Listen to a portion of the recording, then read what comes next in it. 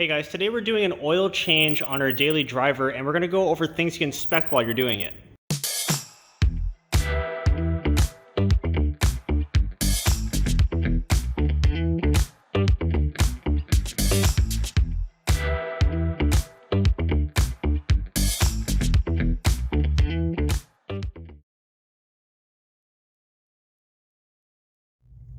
Before we begin, I want to mention that the key to oil changes is the frequency and consistency that you're doing it. So for those of you that have odometers and trip meters that have trip A and B, I will use A to monitor fuel economy and I'll set it to trip B to monitor oil change intervals. So I've already reset this one because we're about to do the oil change. But when this gets up to what we do is 5,000 kilometers, as soon as it hits 5,000 kilometers or every 3 months, we just change the oil. Regular maintenance on your vehicle is extremely important, and as far as an internal combustion engine goes, doing regular oil changes is probably the best thing you can do for the vehicle. Now, because you're doing them somewhat quite often, it's a perfect time to inspect what's going on with the vehicle underneath. Now, I understand we're doing this on a 4-point hoist, but a lot of these visual inspections can be done with jacks and jack stands and securing the vehicle properly. Now, even though I have my bend pack lift professionally installed and it's leveled out, I'm still gonna make sure the vehicle's in park, the parking brake is on, and also we're securing the wheels. If you have a 4-wheel drive vehicle, you can also put the vehicle into 4-wheel drive. That way, if it's in park, in case you're removing parts of the wheel. So if you're removing the rear wheels, you need the front secured, and then having in 4-wheel drive, for example, and putting in park will help secure it even further. Now, before every oil change, I like to run some sort of fuel injection cleaner. I prefer to use Lucas. Now, what I like to do at this point is to drain the oil and do other things, so I really make sure everything comes out. So with the vehicle in the air, we are going to do a quick visual inspection. We're going to see, is there any leaks going on? Because maybe it's not hitting the driveway, maybe something's starting to seep out. Now is the perfect time to catch problems before they happen. For example, here, we have a ground strap on our exhaust system. We can see it's starting to fray. I'm going to have to address this over time. Also, in a later video, we're going to address and look at the frame. So a lot of people say undercoating is bad for the vehicle. So what we do is we spray fluid film on the undercoating twice a year and let it soak in. So this has kind of been a video. I've owned the vehicle for going on 14 years. So we're going to test and see, is the frame bad or good? So this is a very long-term test. I'm excited to bring that video out to you guys later on. So we're just going to look at everything. Is heat an issue over time? Is anything happening with the wiring? Are there any leaks? We are going to basically check suspension components just visually to see if anything's amiss. So while on the subject of looking for corrosion, we can see that there are drain holes here to allow water out. This is where a lot of things can get caked in over time and you can get corrosion, and it's thin sheet metal. So looking underneath, is it clear? We can go ahead and spray fluid film in there if it's clean. And this is going to keep the vehicle lasting longer. Even though paint chips and things like that over time, if you spray some sort of corrosive inhibitor in here, you're going to stop the vehicle from rusting from the inside out, which is very common on these trucks. On older trucks, we'll see that the rockers will rust out, especially the cab corners. So this truck doesn't have that problem because we do that. Also, we're going to inspect the brake and fuel lines because the lines in here are notorious for corroding.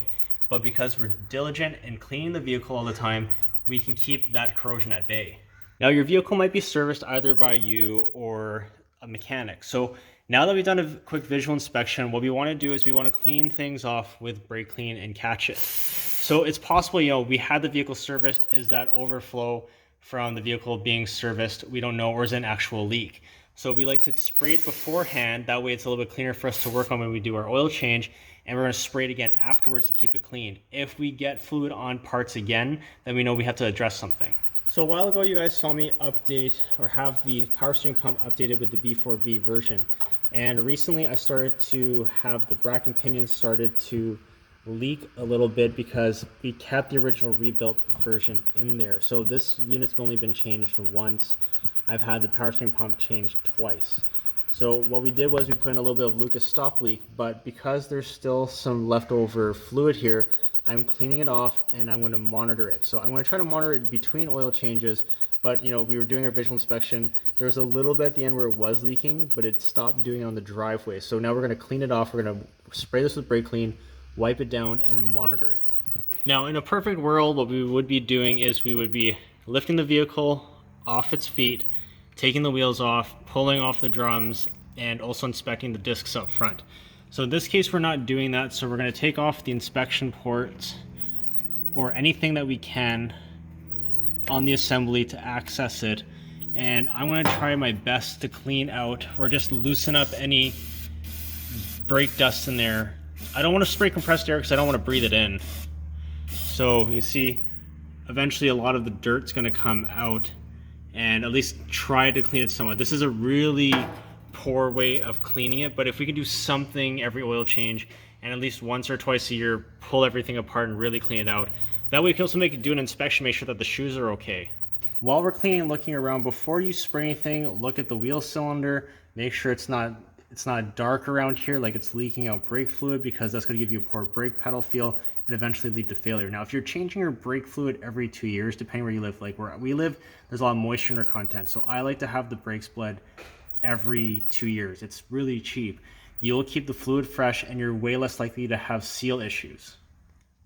So the front brakes, we're going to pay a little more attention because there's a lot more going on. One, the wheel can go up and down, and compared to the rear, it's a solid rear axle. So there's more of the components of the brake lines and everything are actually attached to the axle and move up and down with the axle. On the independent suspension, you can see that we have a steering knuckle that can turn and it can go up and down. And then we have parts kind of independent. Mainly what I'm looking at the ABS wires, and I'm looking at the brake lines. I'm looking, is there any chafing going on? So I'm trying to prevent a future problem. These ABS lines, if they partially break, you can have it malfunction and the truck will think that it needs to actually engage the ABS on dry when it shouldn't. It's very dangerous. Also, we're going to look, is there any kind of leaking look like it's happening? Is there any debris caught in here? So just a quick little inspection like that. You know, we're going to spray brake clean where we can. We're trying to remove any brake dust and just keep it clean and prolong the life of everything. Now, once I have everything cleaned, you can see we have all this oil residue here. We're going to go ahead and clean that off. We want this as clean as possible. If I leave that on there, drive the truck and use it, what's going to happen is I'm going to get a false indication. I'm going to think the vehicle's leaking oil, or I'm just not going to mind it. Like, oh, that's just a bunch of leftover oil on the skid plate. Don't worry about it. When I could actually have an actual oil leak because I didn't do something dumb where I didn't tighten this enough, or the oil filter's not on tight enough. So keep this all clean, so if there's an actual leak, you'll detect it. Okay, so everything is all clean. You can go ahead and finalize this section of our oil change.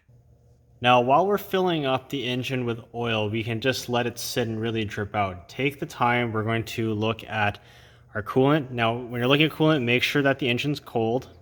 We're also check out the air filter, make sure that's good. We're also going to make sure everything's tight. We're going to go over all of these clamps. We're going to go over the plugs. We're mainly also going to look at the spark plugs. Is everything tight over there? This will prevent any weird mishap issues that are easily overlooked. Take the time to look over your battery connections. Are they corroded? Do they need to be cleaned? Are they tight?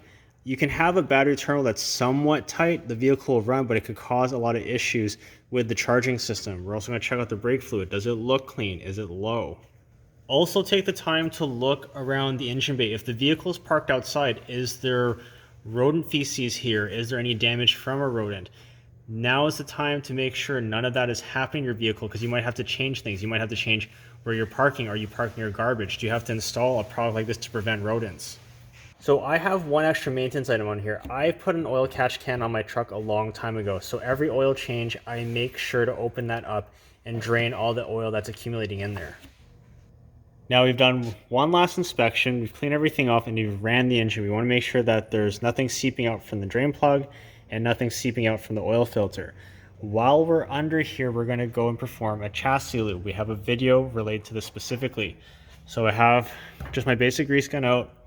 On this particular vehicle, we're going to tackle lower and upper ball joints. We also have grease fittings on the sway bar bushings. And what else do we have on this vehicle? The U-joints were just recently swapped out. So let's see if we can see the fitting on there. So you can see there's one right there. So all my U-joints have grease fittings. The slip yoke on the two-piece drive shaft also has a grease fitting. We also don't want to forget about our outer tie rod ends. We can see that these have grease fittings as well. Also, I have aftermarket hangers, so there's grease fittings here for the urethane bushing. So every vehicle is going to be a little bit different, but we're going to tackle all these things.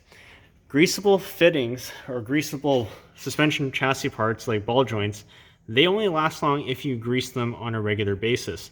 If you're going to neglect these parts all the time, you're better off with a sealed unit. So we have to go ahead and grease these up. Also, when you have the vehicle running and you're testing it, before you take off for a drive, check out all the lights, make sure that they're working properly. Also feel the brakes. If you've just cleaned the brakes with brake cleaner, or you've gotten some, it's possible you might have gotten some grease while you were greasing up the chassis end, make sure you touch the brakes, drive it slowly in the parking lot under 1 kilometer an hour, and make sure the brakes are grabbing. If they aren't, you might have to go back and reinspect them and clean them again. And with the vehicle back on the ground, now is the time to check the tire pressure. Well, there you guys have it. Doing a simple oil change is a great opportunity to do a very good visual inspection and also do additional maintenance on your vehicle to get more life out of it.